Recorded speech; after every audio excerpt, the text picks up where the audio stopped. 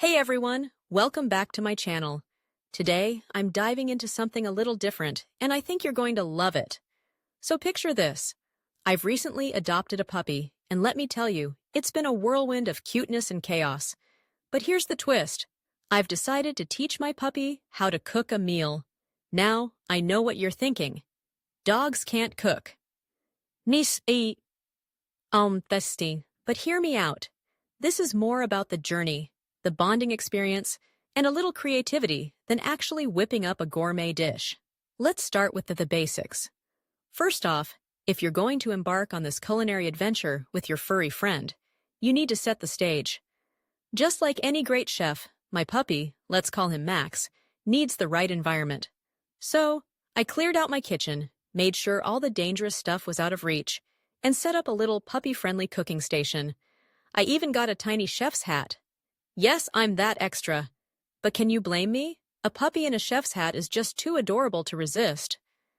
Now, the first step in teaching Max to cook is picking a simple recipe. I thought about it long and hard, and I settled on a classic: puppy-friendly peanut butter and banana treats. Simple, right? Just a few ingredients that are safe for dogs, and it's something I can easily guide him through. So, I gathered everything: whole wheat flour, ripe bananas, and of course, peanut butter. Here's where the fun begins. I placed the ingredients in front of Max and started explaining the process. I mean, I know he doesn't understand a word I'm saying, but I think it's important to talk to him as if he's my sous chef. Okay, Max, first we need to mash the bananas, I said, demonstrating with a fork. Max looked at me with those big, curious eyes, tilting his head as if he was trying to comprehend the concept of mashing.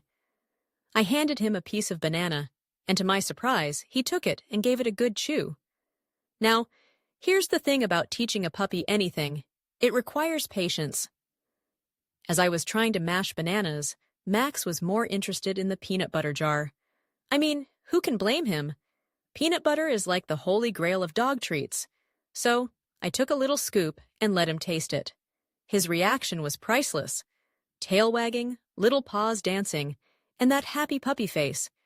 It was like I had just given him $1 million treat. Once Max was on board with the peanut butter, we moved on to mixing the ingredients. I showed him how to combine the mashed bananas and peanut butter in a bowl. I'll admit, it was a bit messy. There was flour flying everywhere, and Max was happily licking the bowl. But that's part of the fun.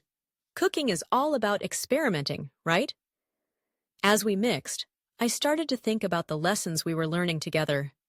Cooking is not just about the end result. It's about the process, the mess, the laughter, and the memories you create along the way.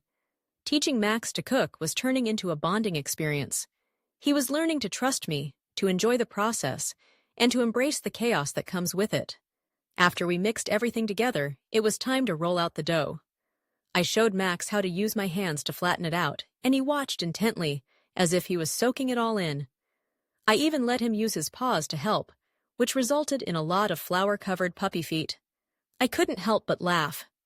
It was like a scene out of a cooking show gone wrong, but in the best possible way. Now the next step was cutting the dough into shapes. I had a cute little bone-shaped cookie cutter, and I thought, this will be perfect.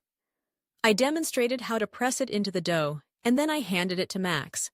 He sniffed it curiously and then promptly tried to eat it. I guess he thought it was a treat already, so I had to redirect him. No, Max, we need to cut the shapes first. After a few attempts, we finally managed to get some cute little bone-shaped treats.